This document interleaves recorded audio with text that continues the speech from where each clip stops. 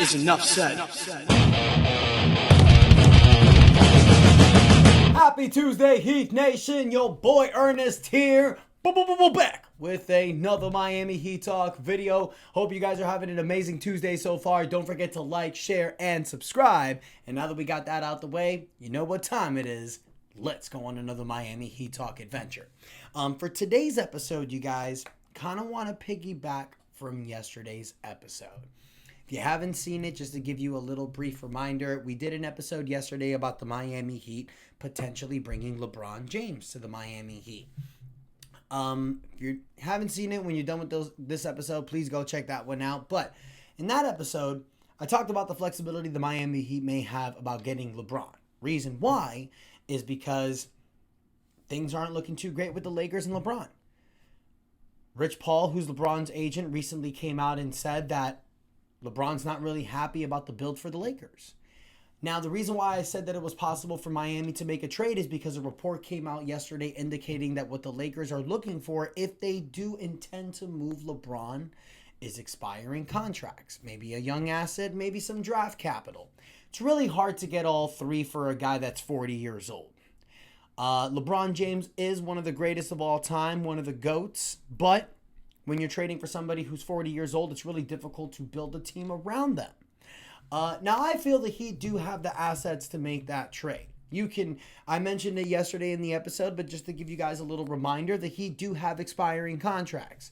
You have Terry Rozier, who's making about $26.6 million. And before I say this, you guys, the reason why I feel like the Heat can actually make a trade for LeBron is making almost $53 million this year. So in order for a team to get LeBron, they need to be willing to give up multiple players in order to get LeBron. So for people thinking that Cleveland would be an option, yeah, Cleveland would be a great ending to the story.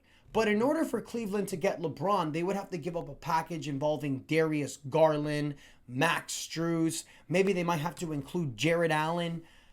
I don't think Cleveland does that. Breaking up their roster for LeBron just for the hometown ending? No. There's two teams that I'm looking at that can make an offer for LeBron and make it interesting. Miami and the LA Clippers. And the reason why is because they both have expiring contracts that they can give out, and that's not really their best assets. Miami can give up Andrew Wiggins, Terry Rozier, and you can throw in Jaime Jaquez. This would give the Lakers expiring contracts because Wiggins has a player option after this year, and it gives them a player to develop on with Jaime Jaquez. They're building around Luka Doncic.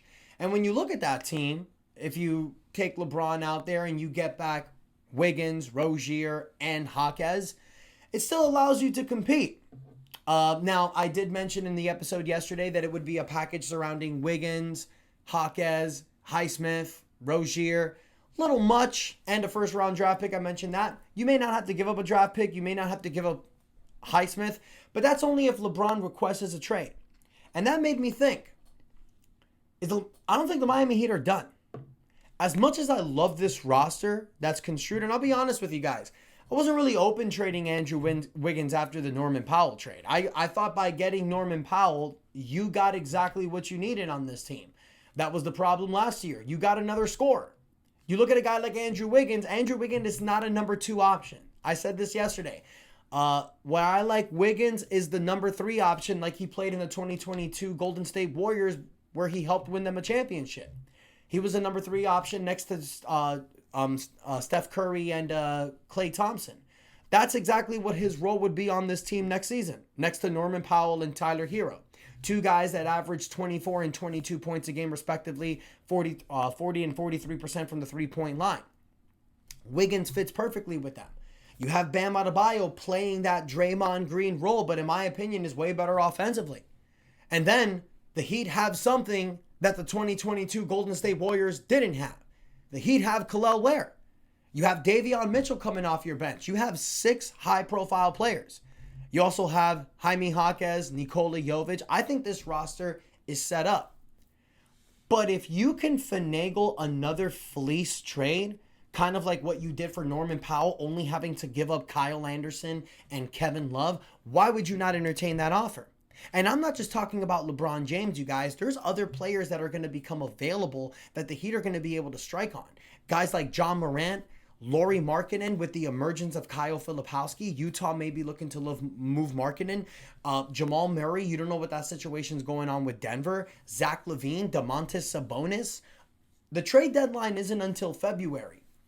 And this idea that people have that the Miami Heat do not have assets to make a deal, do not understand the way this new NBA collective bargaining agreement works. And I understand, you guys, maybe it's because I'm a numbers guy.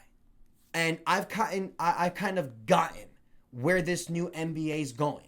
And I don't think a lot of people are still understanding that with these new first and second apron tax lines, it really hampers teams, especially if you're a second apron team.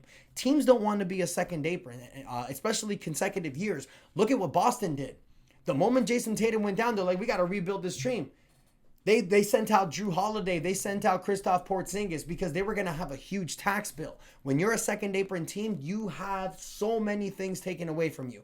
You don't have a mid-level exception. You don't have a biannual exception. You cannot sign buyout players. You cannot aggregate players in a trade, which means take multiple players and send them out. You can't take back more money than you're sending out. You are so hampered. Let's not forget your first round draft pick 7 years in the future is frozen. And if you're a repeater second apron team, your draft pick, wherever it is, goes to 30.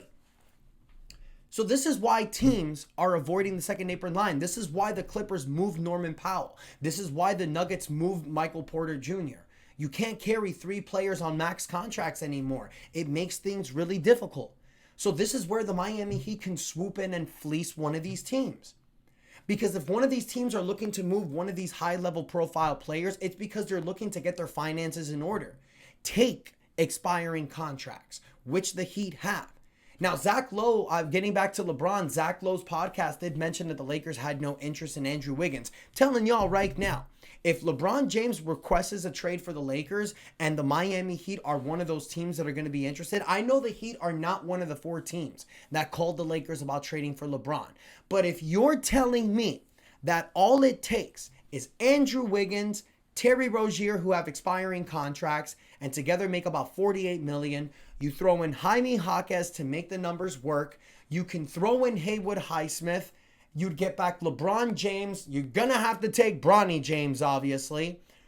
But you put LeBron James on this roster next to Kel'el Ware, Bam Adebayo, Tyler Hero, and Norman Powell with Davion Mitchell, and you keep Nikola Jovic and Simone Fontecchio, and you have Kasparis Jonas learning from LeBron. And then you have Pallel Larson and Keshad Johnson that you're going to develop. That's a pretty sick team. LeBron will be the point guard. Imagine LeBron cutting through the lane and finding Tyler Hero and Norman Powell open on the wings. And if he can't find them, LeBron takes the shot. You have Bam Adebayo and Khalil Ware ready to grab the rebound for him. That's a perfect roster. But not just LeBron. Let's say it's Lauri Markkanen or Domantas Sabonis or Zach LaVine. The Heat can come in and make offers where they don't have to give up their main players. Going into this season, you guys, Tyler Hero, Norman Powell, Bam Adebayo, Khalil Ware, and Davion Mitchell, those are 5 players I want staying on this roster. Nikola Jovic. Don't want to move any of those 6 players. I really don't want to move Andrew Wiggins unless it's the right piece. This is why I feel like the Heat have the assets necessary. You have expiring contracts. You have a young asset in Jaime Jaquez. You can maybe throw in a future first-round draft pick. Not for LeBron, but if somebody younger becomes available. This is why I think the Heat have a lot of flexibility, guys. So I want to hear from you. Do you think the Heat have another move in them? Or do you think this is the team we're going to see going into training camp? Let me know what you guys think in the comments. Don't forget to like, share, and subscribe. Hope you guys enjoyed this episode. Got a lot of interesting ones coming as well. Appreciate your time. And until next time, your boy Ernest out. And that is enough said.